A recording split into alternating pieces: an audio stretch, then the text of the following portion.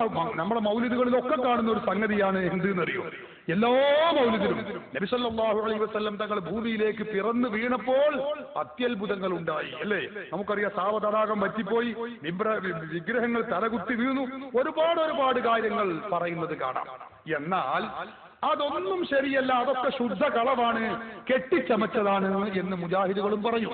അല്ല സഹോദരന്മാരെ, ആ റസൂലുള്ളാഹി തങ്ങളുടെ ജന്മസമയത്തുണ്ടായി പറയപ്പെടുന്ന അത്ഭുതങ്ങൾ ഏതുണ്ടോ അതൊക്കെയും പ്രമാണങ്ങളിൽ, ഹദീസുകളിലും ചരിത്രങ്ങളിലും നമുക്ക് കണ്ടെത്താൻ കഴിയും.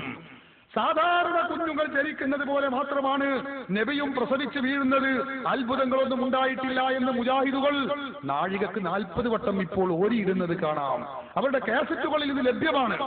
എന്നാൽ ഇത് നോക്കൂ നിങ്ങൾ, ഇത് മുജാഹിദുകൾ പഴയ കാലത്ത് അച്ചടിച്ചു വിട്ട പുസ്തകമാണ്. പ്രവാചകന്മാർ എന്ന പേരിൽ 4ാം തരത്തിലേക്ക് കേരള നദുവത്തുൽ മുജാഹിദീൻ വിദ്യാഭ്യാസ ബോർഡ് മുജാഹിദ് സെന്റർ കോഴിക്കോട് 2ൽ നിന്ന് അച്ചടിച്ചു വിട്ട ഈ പുസ്തകം, ഇതിൽ കാണാം നബി സല്ലല്ലാഹു അലൈഹി വസല്ലം തങ്ങളുടെ ജനനത്തെ കുറിച്ച് പറയുകയാണ്.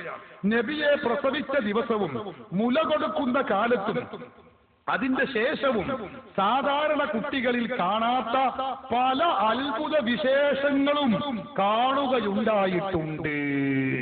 അപ്പൊ റസൂലുള്ളാഹി തങ്ങൾ ജനിച്ച സമയത്തും ജനിച്ച ദിവസവും മുല കൊടുക്കുമ്പോഴും അതിന് ശേഷമൊക്കെ സാധാരണ കുട്ടികൾക്കില്ലാത്ത പല അത്ഭുതങ്ങളും ഉണ്ടായിട്ടുണ്ട്.